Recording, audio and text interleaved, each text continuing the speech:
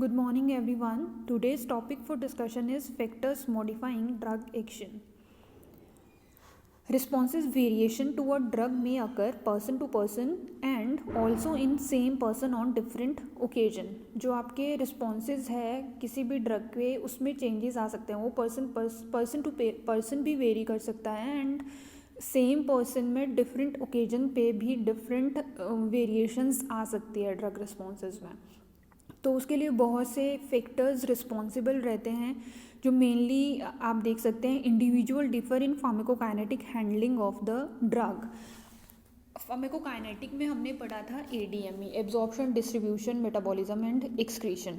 तो आपका जो ड्रग का ADME है फार्माकोकाइनेटिक हैंडलिंग है किसी पर्टिकुलर इंडिविजुअल की, किसी पर्टिकुलर पर्सन की, वो डिफ़र कर सकती है. मतलब ADME जो है वो पर्सन टू पर्सन वेरी हो सकता है. वो डिपेंड करेगा कि किसी भी इंडिविजुअल का बॉडी उस ड्रग के लिए कैसे रिस्पॉन्स करेगा.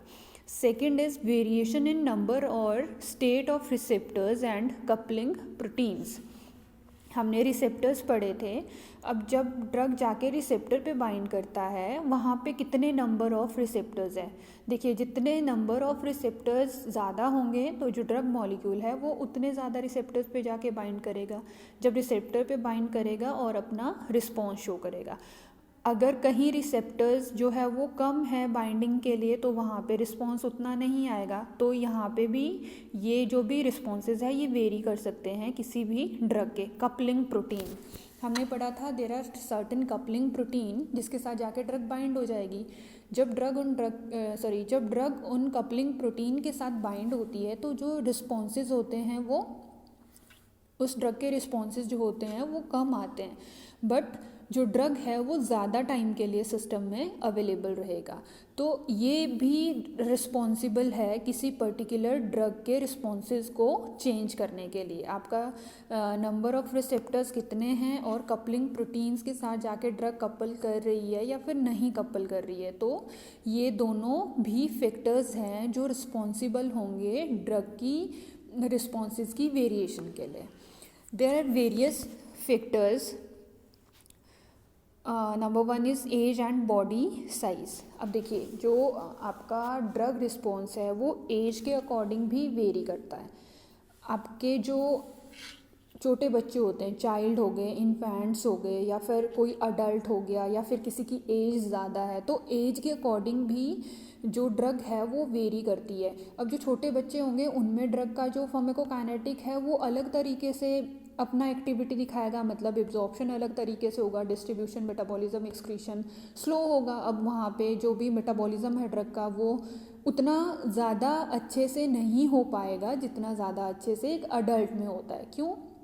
क्योंकि वहाँ पे बॉडी साइज़ भी डिफ़र कर रही है और एज भी डिफ़र कर रही है. तो जो डोज रहता है, कोई भी बच्चे को ले लो या फिर कोई बड़ा है, कोई आपका 40, 50, 60 ईयर्स जिनकी एज है, उनको जो डोज देते हैं और जो एक 10 ईयर का छोटा सा बच्चा है उसको जो डोज देते हैं वो डिफ़र रहता है. क्योंकि वहाँ पे फार्माकोकाइनेटिक और फार्माकोडायनेमिक पैरामीटर में चेंजेस आते हैं. तो वहाँ पे हमें ड्रग उस अकॉर्डिंग देनी होती है कि किस जो भी आपके फार्माकोकाइनेटिक पैरामीटर वहाँ रहेंगे उसके बेसिस पे हमें ड्रग का डोज डिसाइड करना होता है. कि जो हम ड्रग किसी चाइल्ड में देंगे वो हम किसी 70 साल के पर्सन को नहीं दे सकते हैं. वहाँ पे क्या होगा, डोज वेरी करेगा. जो अडल्ट में हम डोज दे रहे हैं वो हम इन्फेंट्स में नहीं दे सकते हैं. क्योंकि जो इन्फेंट्स होंगे वहाँ पे उसमें फार्माकोकाइनेटिक और डायनेमिक पैरामीटर जो है वो चेंजेस आएंगे. तो उसकी वजह से जो रिस्पॉन्स होगा वो भी चेंज होगा. अब अगर हम किसी अडल्ट को कोई डोज दे रहे हैं ड्रग का, वहाँ पे हम दे रहे हैं कि ठीक है कोई दवाई दी, तो वहाँ पे क्या होगा, वो दवाई रिस्पॉन्स शो करेगी अपना.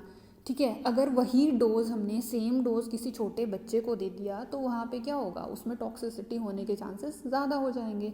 तो जो आपका डोज है जो एज है और बॉडी साइज़ है वो भी क्या करेगा, एक फैक्टर है जो ड्रग के एक्शन को मॉडिफाई करेगा. तो एज और बॉडी साइज़ के बेसिस पे हम जो भी चिल्ड्रंस होते हैं उनके लिए डोज डिसाइड करते हैं।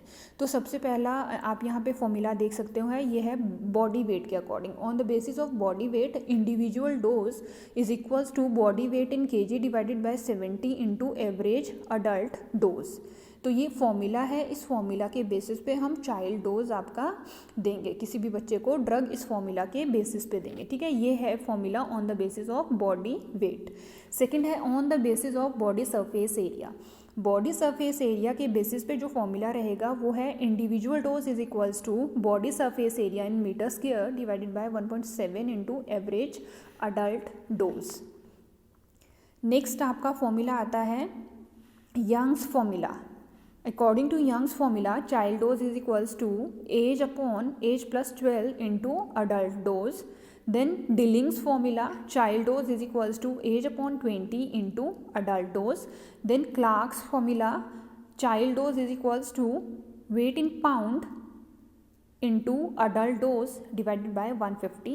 Then Hamburger's rule, child dose is equals to weight in kg into adult dose divided by 70। तो ये कुछ फॉर्मूलाज है जिसके बेसिस पे हम चाइल्ड में डोज डिसाइड करते हैं।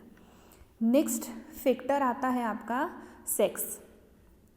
Okay, according to this is also a factor that is responsible for modification of drug action in female और मेल। अब देखिए जो फीमेल्स होते हैं उनका बॉडी साइज कैसा रहता है, स्मॉल रहता है, तो वहाँ पे जो डोज की रिक्वायरमेंट रहेगी वो भी कैसी रहेगी, स्मॉल रहेगी। फॉर एग्जाम्पल आपका maintenance treatment of heart failure with digitoxin is associated with higher mortality among women than among man, ठीक है। जो भी आपका मेंटेनेंस डोज देते हैं हार्ट फेलियर के लिए, डिजिटॉक्सिन का हम मेंटेनेंस डोज देते हैं, तो वो जो डोज दिया जाता है उसमें क्या देखा गया है, जो मोर्टेलिटी रेट है वो वीमेन में ज़्यादा है एज़ कम्पेयर टू मेन। क्यों ज़्यादा है? बिकॉज वहाँ पे जो डोज है वो रिस्पॉन्सिबल है उस पर्टिकुलर डिजिटॉक्सिन की जो रिस्पॉन्स आना चाहिए वो रिस्पॉन्स नहीं आ रहा है। क्यों? क्योंकि जो फीमेल्स हैं उनका बॉडी वेट क्या है, बॉडी साइज़ क्या है, स्मॉल है, और वहाँ पे डोज कैसे चाहिए उनको, मैन के कंपैरेटिवली स्मॉल डोज चाहिए। अगर हम सेम डोज देते हैं तो वहाँ पे क्या देखा गया, जो मोर्टेलिटी रेट है वो हाई हो जाता है। नेक्स्ट आता है species and races. Species variation in drug response do exist. Species के अकॉर्डिंग भी ड्रग रिस्पॉन्सेज जो है वो चेंज होते हैं। फॉर एग्जाम्पल जो रेबिट्स होते हैं, rabbits are resistant to atropine, and rats and mice are resistant to digitalis. Among human beings, some racial differences have been observed, like blacks require higher of atropine and ephedrine to dilate their pupil, and Mongols require lower concentration. अब देखिए जो आपके species और races है, like atropine के लिए जो आपका रेबिट्स है वो ऑलरेडी रेजिस्टेंट है, उनमें वो चीज़ ऑलरेडी है कि अगर उनको एट्रोपिन हाई डोज भी देंगे तो उनमें टॉक्सिसिटी नहीं होगी। क्यों? क्योंकि वो उसके लिए रेजिस्टेंट है। वैसे ही ह्यूमन बीइंग में भी on the basis of races drug responses differ आते हैं। जो ड्रग के रिस्पॉन्सेज आने चाहिए उसमें मॉडिफिकेशन आती है, चेंजेस आती है। लाइक जो ब्लैक्स होते हैं जिनका कलर ब्लैक है, उनमें जो एट्रोपिन और एफेड्रिन का डोज होता है वो हमें हाई डोज देना पड़ता है। इन ड्रग्स के हाई डोज देने पड़ते हैं इन ब्लैक्स, जो ब्लैक रेसेस हैं उनमें हाई डोज देंगे हम एट्रोपिन और एफेड्रिन का। तो उनका जो ये ड्रग्स हैं इनका काम होता है प्यूपिल की डायलेशन करना, ठीक है। जब ये ड्रग्स देते हैं तो ये क्या करती है, प्यूपिल को डायलेट करती है। अब ब्लैक्स में जो हम डोज देंगे प्यूपिल की डायलेशन के लिए वो हम मंगोल्स में नहीं दे सकते हैं। क्यों? क्योंकि जो ये मंगोल्स होते हैं दे रिक्वायर लोअर कंसंट्रेशन। इन्हीं ड्रग का लोअर कंसंट्रेशन हमें मंगोल्स में देना पड़ता है। तो इससे क्या पता लगा कि जो स्पीशीज़ और रेसेस होती है, रेसेस के बेसिस पे भी जो ड्रग रिस्पॉन्सेज है उसमें चेंजेस आते हैं। फोर्थ फैक्टर है आपका genetics. The dose of a drug to produce the same effect may vary by 4 to 6 fold among different individual. अब देखिए जेनेटिक्स के बेसिस पे भी जो डोज रिस्पॉन्सेज होते हैं वो चेंज होते हैं। हमने जब फर्स्ट लेक्चर पढ़ा था तो उसमें मैंने बोला था कि फार्माकोजेनेटिक हमने एक टर्म पढ़ी थी। फार्माकोजेनेटिक के बेसिस पे भी जो वेरिएबिलिटीज़ आती है, चेंजेस आते हैं आपके ड्रग रिस्पॉन्स में। मतलब हमने कोई ड्रग दिया तो कुछ इंडिविजुअल में क्या होगा, उस ड्रग का एक्स्ट्रा ऑर्डिनरी इफेक्ट आएगा। मतलब जो इफेक्ट आना चाहिए उससे एक्स्ट्रा इफेक्ट आएगा। तो वो क्यों आ रहा है? Because of their genetics, genetical changes की वजह से, genetical influences on drug action as well as on drug handling by the body. ठीक है, कुछ पर्सन में, मतलब ये ऐसा नहीं है कि सब में होगा। जिनमें ये जेनेटिक इन्फ्लुएंसेस आएंगे वो किसके बेसिस पे आएंगे? आपके उन पर्सन्स की जेनेटिक के बेसिस पे। नेक्स्ट एक और टर्म हम पढ़ते हैं, pharmacogenomic. Pharmacogenomic is use of genetic information to guide the choice of drug and dose to an individual basis. अब फार्माकोजिनोमिक्स एक ऐसा स्टडी है जिसमें हम जेनेटिक इन्फॉर्मेशन के बेसिस पे कोई डोज देंगे। किसी भी पर्टिकुलर इंडिविजुअल को जो डोज दिया जाएगा वो किसके बेसिस पे दिया जाएगा? आपका जेनेटिक इन्फॉर्मेशन के बेसिस पे। ठीक है, तो वहाँ से हमें चॉइस ऑफ ड्रग भी पता लगेगी और हमें कितना डोज इस इंडिविजुअल को देना है वो भी हम आपका जेनेटिक इन्फॉर्मेशन के बेसिस पे तय करेंगे। नेक्स्ट फैक्टर आता है रूट ऑफ ड्रग एडमिनिस्ट्रेशन। अब हमने जब रूट ऑफ ड्रग एडमिनिस्ट्रेशन पढ़ा था, हमने पढ़ा था कि अगर हम आईवी रूट से कोई भी ड्रग देते हैं वो कहाँ जाती है? डायरेक्ट सिस्टेमिक सर्कुलेशन में, मतलब ब्लड में चला जाएगा और वो ड्रग अपना रिस्पॉन्स शो करेगा। वहाँ पे एब्जॉर्प्शन 100% है। तो इसके बेसिस पे भी route of drug administration is also an factor that is responsible for modification of drug response. अब कैसे करेगा? अगर कोई ड्रग इमरजेंसी किसी पर्सन को है, किसी पेशेंट को इमरजेंसी है, तो हम उसमें ओरल रूट से ड्रग नहीं देंगे। क्यों? क्योंकि वहाँ से रिस्पॉन्स जो है वो बहुत कम आएगा। तो हम रूट प्रेफर करेंगे आईवी। तो रूट ऑफ एडमिनिस्ट्रेशन भी अफेक्ट करेगा। अगर हम आईवी से ड्रग दे रहे हैं तो रिस्पॉन्स जो है वो फास्ट आएगा as compare to oral route. Next is environmental factors and time of administration. Environmental factor भी ड्रग रिस्पॉन्सेज को अफेक्ट करते हैं। Exposure of a drug to insecticides, carcinogens and tobacco smokes are well known to induce drug metabolism and hypnotics taken at night work more easily. आप देखिए जो environmental factors हैं वो भी चेंज करते हैं, ड्रग के रिस्पॉन्स को मॉडिफाई करते हैं। टाइम क्या है एडमिनिस्ट्रेशन का, कौन से टाइम पे हमें ड्रग्स देनी है, लाइक जो हिप्नोटिक्स होते हैं आपको अगर उनको नाइट के टाइम पे देंगे वो मोर इजीली आपका वर्क करती है। ठीक है, तो ये क्या हो गया? Time of administration and environmental factors. Then psychological factors. जो साइकोलॉजिकल फैक्टर्स है वो भी ड्रग रिस्पॉन्सेज को मॉडिफाई करता है। कुछ इंडिविजुअल्स ऐसे होते हैं जिनको लगता है कि सोचते हैं ना कि हम बीमार हैं या फिर हमें कोई बीमारी हुई है। एक्चुअल में उनको वो कैसे हो रहा है? वो हो रहा है साइकोलॉजिकली कि हाँ मैं बीमार हूँ। तो जो भी आपका डॉक्टर होगा वो क्या करेगा? कुछ प्लेसिबोस प्रिस्क्राइब कर देता है। अब प्लेसिबोस क्या होते हैं? ये ऐसे ड्रग्स होते हैं जिसमें क्या है? इनर्ट सब्सटेंसेस है, ठीक है, जो साइकोलॉजिकली वर्क करते हैं। एक्चुअल में उनका जो आपके प्लेसिबोज होते हैं उसमें कोई एक्टिव सब्सटेंस प्रेजेंट नहीं होता है। अब पर्सन क्या करेगा? किसी को साइकोलॉजिकली रहता है कि मुझे ये बीमारी है, कोई बोलेगा कि मुझे सर दर्द हो रहा है, तो वो क्या हो रहा है? साइकोलॉजिकली वो चीज़ आ रही है। ठीक है, अब जो डॉक्टर होगा, डॉक्टर को ट्रीट करना है उस इंडिविजुअल को, उस पर्सन को, तो वो क्या करेगा? साइकोलॉजिकली भी देखेगा कि कहीं इस पर्सन को ये चीज़ साइकोलॉजिकली तो नहीं हो रही है। तो वो क्या करेगा? कुछ इनर्ट ड्रग्स उसको दे देगा, इनर्ट सब्सटेंसेस, प्लेसिबोज दे देगा कि हाँ जो ये ड्रग है, अब ये ड्रग क्या है? इसमें सिर्फ इनर्ट सब्सटेंसेस है, इसमें कोई एक्टिव ड्रग है ही नहीं। तो डॉक्टर क्या करेगा? उस पेशेंट को प्लेसिबोज प्रिस्क्राइब कर देगा। अब पेशेंट को तो वो चीज़ नहीं पता ना, पेशेंट को तो क्या लगेगा कि डॉक्टर ने मुझे दवाई दी, जब मैं ये दवाई खाऊंगा तो मैं ठीक हो जाऊंगा। बट एक्चुअल में वो दवाई है ही नहीं, उसमें कोई एक्टिव सब्सटेंस है ही नहीं, उसमें क्या है? इनर्ट सब्सटेंसेस है। तो ऐसे पेशेंट्स को टैकल कैसे करता है जो भी आपका डॉक्टर है? साइकोलॉजिकली टैकल करता है। तो जो ये साइकोलॉजिकल फैक्टर्स होते हैं ये भी ड्रग रिस्पॉन्सेज को मॉडिफाई करते हैं। नेक्स्ट आपका आता है पैथोलॉजिकल स्टेट। अब देखिए पैथोलॉजिकल स्टेट मीन्स कोई डिजीज्ड कंडीशन है।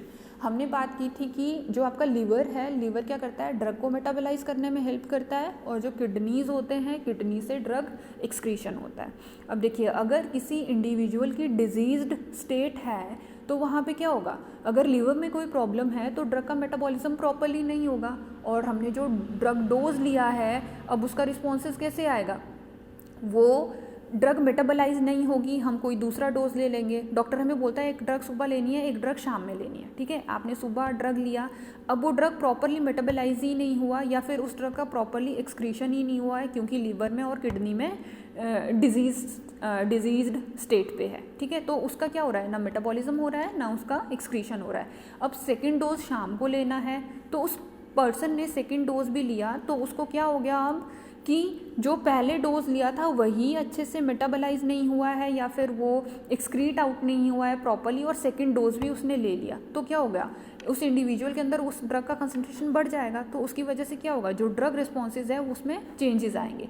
अगर प्रॉपर ड्रग का मेटाबॉलिज्म या फिर एक्सक्रीशन नहीं हो रहा है तो क्या होगा, ड्रग रिस्पॉन्सेज में चेंजेस आएंगे। तो जो पैथोलॉजिकल स्टेट है that is also in factor that is responsible for the modification of drug action. Next is other drugs. Drugs can modify the response to each other by pharmacodynamic or pharmacokinetic interaction between them.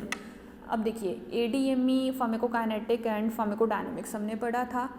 तो अगर कोई दूसरा भी drug हमारे system में present है तो वो ड्रग क्या कर सकता है, अगर कोई दो ड्रग्स ले रहे हैं, ठीक है, सिस्टम में कोई और ड्रग प्रेजेंट है, हमने कोई और ड्रग लिया फिर से, तो वो क्या करेगा, जो पहले ड्रग की फार्माकोकाइनेटिक और फार्माकोडायनेमिक है उनमें भी चेंजेस कर सकता है। अगर ये फार्माकोकाइनेटिक और फार्माकोडायनेमिक किसी ड्रग का चेंज होता है तो क्या होगा, ड्रग का रिस्पॉन्स जो आना चाहिए वैसा नहीं आएगा, या तो एक्स्ट्रा ऑर्डिनरी आएगा या फिर कम हो जाएगा रिस्पॉन्स।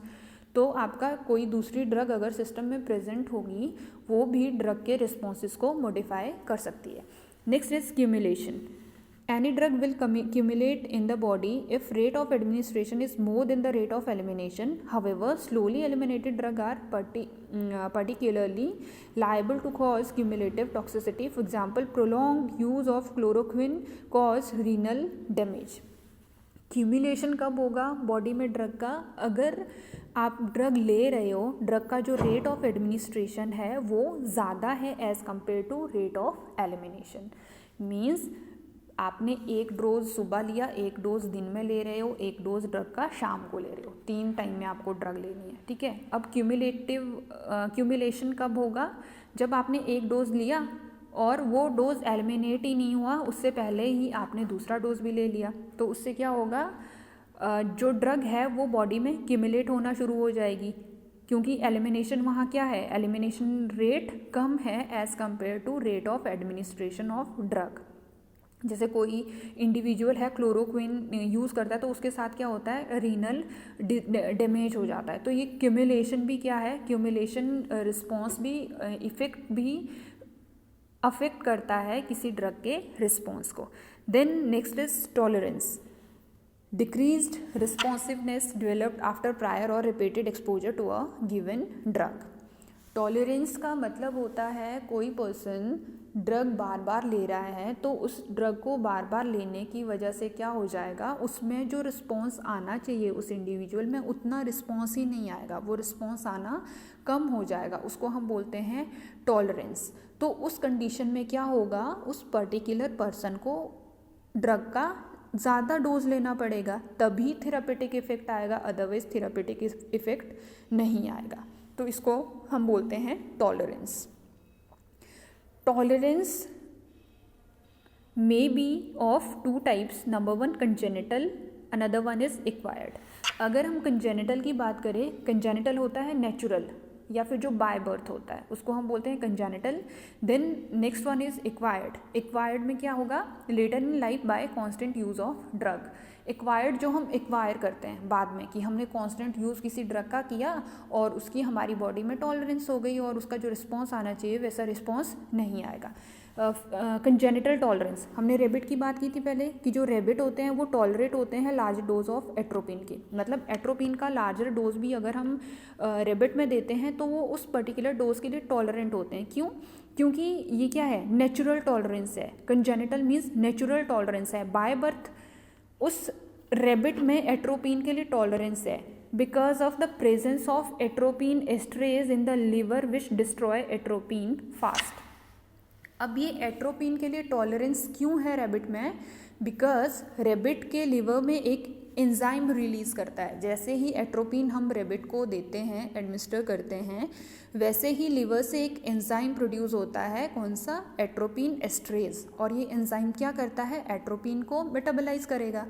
एट्रोपिन जल्दी से मेटाबोलाइज हो जाएगा तो उसका इफेक्ट नहीं आएगा, इसलिए जो आपका रेबिट है वो बाय बर्थ टॉलरेंस है उनमें, किसके लिए? एट्रोपिन के लिए। नेक्स्ट आता है एक्वायर टॉलरेंस। एक्वायर टॉलरेंस में हमने बोला जो हम एक्वायर करते हैं बाद में, लेटर ऑन लाइफ जो हम एक्वायर करते हैं, like tolerance produced by drugs like cocaine, heroin, morphine.